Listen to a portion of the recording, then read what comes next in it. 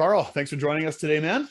Yeah, no problem, Chris. Thanks. Awesome. Well, I don't know if everybody has met you yet, so maybe before we get into some dark sky stuff and kind of what to look out for code and how to specify around it, can you tell us a bit about yourself and what it is you do for our clients? Yeah, so I'm Carl Huestis with Max 2 Agencies. Obviously, I've been with Max 2 get close to 9 years now, and I focus on outdoor lighting applications, be it street lighting, sidewalks, parks, pathways, sports lighting. You name the application, we have a fit for it. And I've been doing that with the likes of municipalities, specifying engineers, architects, and end users for years now. Yeah, Man, diverse group of customers you call on, hey? yeah, absolutely. You've been involved in some pretty big projects in BC with some cities with their street lighting and all the way up to some major arenas as well, I think. Yeah, we've done a lot all over the province. I mean, with Ephesus Sports Lighting by Cooper Lighting, our first big win was the Langley Event Center right before the Vancouver Giants moved to that arena from Vancouver. We helped retrofit that with Ephesus. And from there, we've built on our success. We've done the UBC Baseball Diamond up at UBC campus. We've done Rogers Arena, home of the Vancouver Canucks. Most recently, the Abbotsford Entertainment Center was also supplied, where Vancouver's farm team now plays. So Ephesus has been a big winner. I think you and I have done a couple other jobs in the opposite scale too, right? So you've done Rogers Arena, we did Langley Event Center. Didn't Yeah, we also do a soccer field in Seashelt a few years ago using the same yeah, product? yeah. We did a little soccer fields that had wooden poles and really rickety cross arms that needed to be replaced, but we made it happen, and it's still lit up today. And I think they're really happy with it. But one of the things that we've come across, at least our specification team sees quite a bit now, is more rules and regulations around dark sky compliancy. Yeah. Can you get into maybe a little bit of history as to how dark sky kind of came about and maybe we can get into how we can solve that problem? Yeah, absolutely. So, going way back in lighting history, older lighting, lamps, bulbs, you name it, before LED were really imperfect. Initially we had incandescent and par lamps and fluorescent in the outdoor world. We had high pressure sodium, low pressure sodium, mercury vapor, metal halide. And a lot of these, pretty much all of these lamp or bulb solutions, the fixture was built around the bulb because you had a light source that just emitted all of this light everywhere.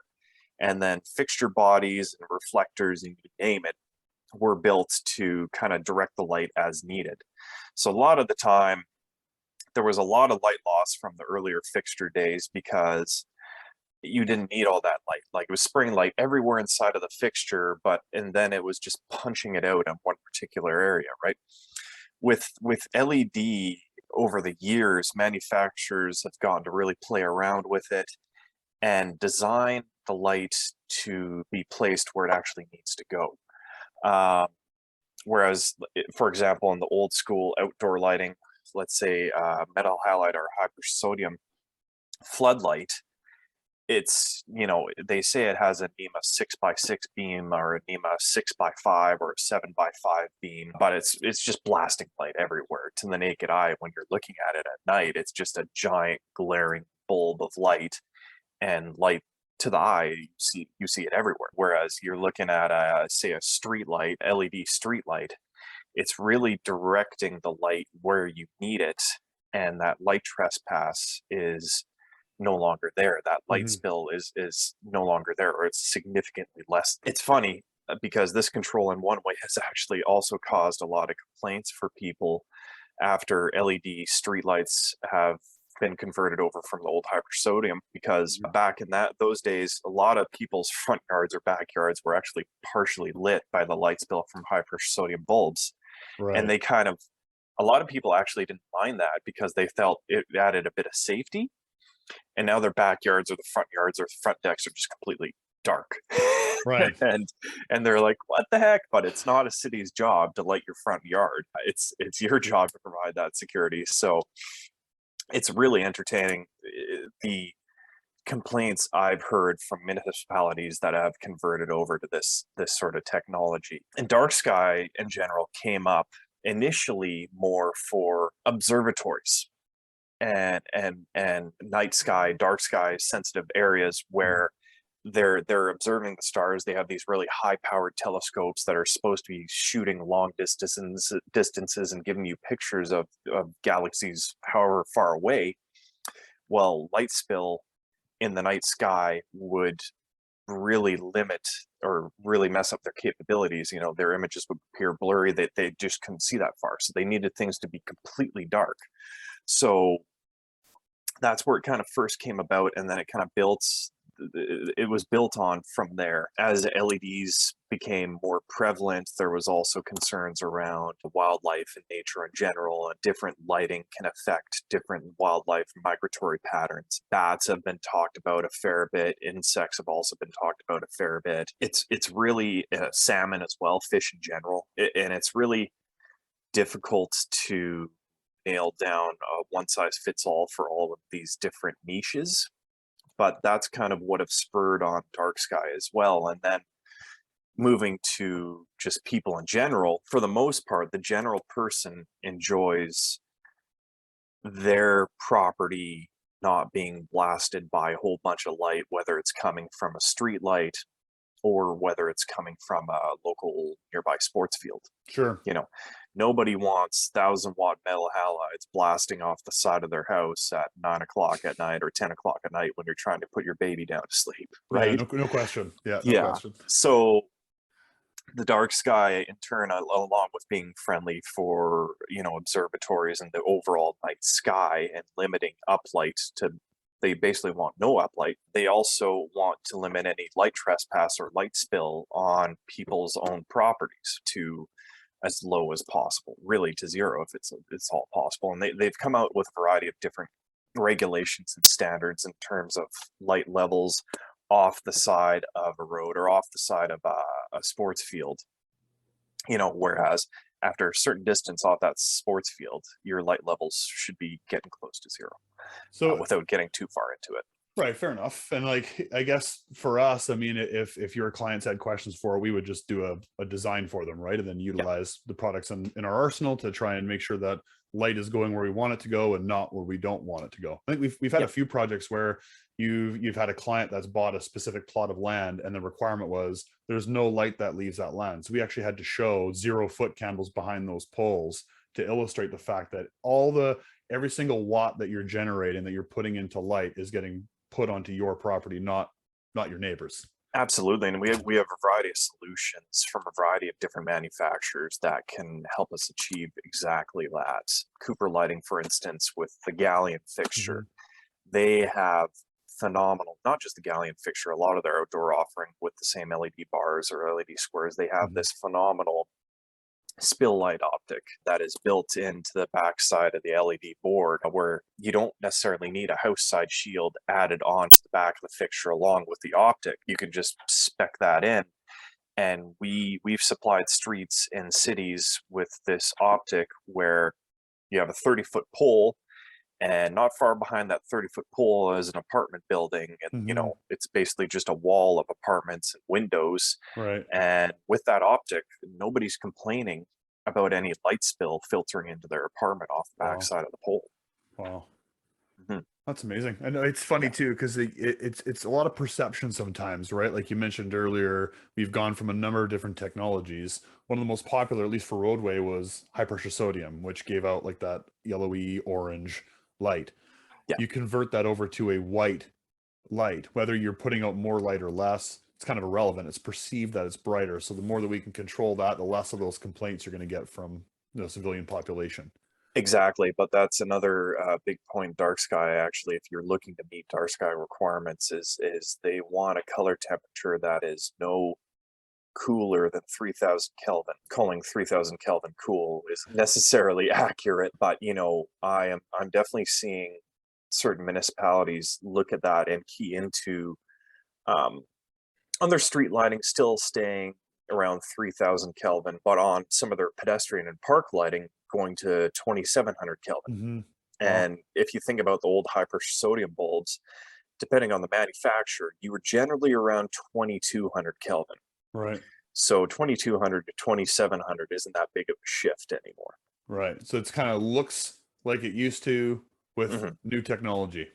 Absolutely. Yeah. Beautiful. We're starting to see that on the stock side too. Like when LEDs first came out, 5000K was kind of the industry norm, and Yeah. that was the most popular chip. It was easy because it's kind of inherently blue, so it was easy for them to manufacture. And quickly that became more and more obsolete, right? Like Yeah. guys want warmer color temperatures. So now we're starting to see the selectability in projects now. So you have that flexibility on your shelf where if your client wants 4000K, you can deliver. If he wants 3000K, you can deliver that too. It's not made to order now. So we're starting to see that as that trend gets more popular, we're seeing it more on the stock side as well. So Yeah, no, awesome. absolutely. Good. Selectability and customization is an option. It's an awesome option that we have with LED now. Like it's becoming much more affordable to provide that sort of product. And it's a big deal, I think, more so for our aging populations. Us younger guys, I call us young. Is that wrong? Is that right? We're creeping up the ladder though, Carl, for Yeah, sure. we're creeping up. But we our eyes perceive things and can locate things maybe quicker than some folks that are in their 60s or 70s whose eyesight starting to seriously wane. And I was talking to an uncle of mine the other day about his kitchen lighting, which is super dimly lit, and they got like a 3000K LED bulb in there, and I said, maybe you should get a 4000K bulb and see if that helps. And sure enough, they're like, oh wow, we can see everything now. No brighter, but Yeah, perceived brighter. yeah. So Right. that's another thing. As it's good to see the industry going towards warmer color temperatures in the outdoor world. However, we need to balance that with the fact that with an aging population and aging eyesights, that warmer color temperature, we don't want to go too far to the left, or else that Right. could potentially cause more accidents. Well, they talk So about, like, we've had a lot of discussion on circadian rhythm, right? I've yeah, got my house, Halo Home in here, and the lights nicely they dim, or they don't dim, but the CCT changes back to 2700 Kelvin throughout the course of the evening. So at yeah, night, that blue light's reduced and I'm feeling warm and cozy. But I don't want to feel warm and cozy when I'm driving down low heat highway, yeah, right? Especially at yeah. night. Yeah, you need to stay alert, you need to stay with it, and it's very interesting. Like a lot of municipalities I see just blanketing most of the cities with 3000K now. Yeah. I've seen some that have done a mix of 3K in the residential areas, 4000K at major intersections and commercial areas. The Ministry of Transportation and Highways has just blanketed 4K throughout the province basically, and they aren't swaying on that, and I don't Hmm, disagree with it. sure. As long as they're controlling their own light spill and light trespass as best they can, I think that's the way it should be. You don't want to feel too cozy when you're driving because you might fall asleep. Yeah, we don't want that to happen. Yeah. So if we were to sum up dark sky and some of the major sort of metrics to monitor, it would be the color temperature, right? Yep. It would be control of the light. Is there anything else that we want to consider? Yeah, it's really just minimizing the neighborhood lighting nuisance by, reducing spill light and glare disruption. It's managing any high angle glare or high angle light, so really limiting and creating zero uplight above where the fixture actually is. And you got to realize that sometimes if you're lighting a certain area, you need to be familiar about, okay, what's in the area, what are the reflectances of the area. And generally in the outdoor world, you don't have high reflectances, but you always need to be aware of that just in case that light's going to bounce off that surface and just reflect back up into the air as well. It's also a good idea to not overlight certain areas. I think earlier on, as the years go by, we get more educated and we get a better head around this. But I think previous years we may have overlit a lot of areas, including sports fields. Like not every single municipal sports field needs to be lit to class one professional levels, right? Sure. You might have a sports field where guys are just playing beer league softball, and can barely see as it is. It's the technology around the controls of LED lighting as well have come a long way. Where if you have a field that's being used for multiple different things, we could supply a control system that has a light level for class one play, and then if you need to dim it down for a rec level play or pee-wee or whatever you have, boom, you hit a button and away you go. Hmm. There's nothing else to it. So we don't have to light a field to just one level play anymore. We have that flexibility. And I think it's important to build that flexibility into every job, so we are not overlighting that thing every single time, and also not wasting energy we don't need to waste. So when we did the project at UBC, I know that Major League Baseball wants 100-foot candles at home plate, which is Yeah. insane. And like Yep. if those of you that are listening, if you've got a warehouse somewhere, typically warehouses are lit anywhere from 20 to 30-foot candles, 30 at the high end. So if you can imagine over 3 times as bright as your warehouse, that's what they expect at home plate. So at UBC, I guess 2 questions. Did we go to that high of level? And then my second question would be, if so, did we offer any sort of controls there where they could dial back if they had a practice or something like Yeah. that? Yeah. No, it's a good question. At UBC, the overall project budget didn't allow for any room for our optional control system to the system that we supplied to UBC. However, the fixtures we supplied already had the built-in wireless control cards built into the back of them. Right. So once the project was completed and we did some testing of the light levels and did some feedback of the local residents there at UBC, because the field isn't too far away from some residential towers and houses, there were concerns by the campus that the light levels they were achieving, they didn't need to always achieve that high end light level, especially since they were holding various other events on that field, be it rec league, be it pee-wee, fundraisers, whatever. They do a lot on that field. Mhm. So a couple of years after that job, they came up with the budget to add the control system. And it was as simple as us shipping out this watertight box that had the controller built into it, them wiring it up somewhere near the field, and then our commissioning tech going out there and programming it and then training them on how to use it. And you don't necessarily have to be right beside this box to utilize it. You can also dial in via Bluetooth style control, a Bluetooth protocol where you just download the app on your Mhm. phone, on your tablet, you create a sign in and password, and boom, you're in. You Wow. can adjust light levels on that as needed. You can create different schedules. And, if you know what's going on throughout the month, you can just boom, you can program it all in there, so it's all automatic. You can get as granular as you would like with this system. And they didn't have to make that decision up front, which is No, awesome. They were able to yeah. build on it after the fact. Cool. And that is an option I recommend to every client that ends up, considering our system. I say, adding these cards to each fixture is a very, very small increase to the overall project cost. And it gives you that peace of mind down the road that if you do want to add that control system after the fact, Mhm. you just order that box and install it on site. You do not have to go to each individual fixture and open them up and retrofit them or mess around with them at all. You're not going anywhere from 60 to 100 feet up each pole, spending who knows how much on a boom lift to get that work done. Man, amazing. It's a Yeah, good case study there. Awesome. yeah, it was Phenomenal great. job. It Excited to was go a watch really a good game. job. You could probably see that field from the moon. It's bright. Yeah, that's good. Unless you don't want to, then we can control it and dial it Yeah, back. exactly. That's awesome. Very cool. And I think they just came out with a new louver system as well to help aid on some spill.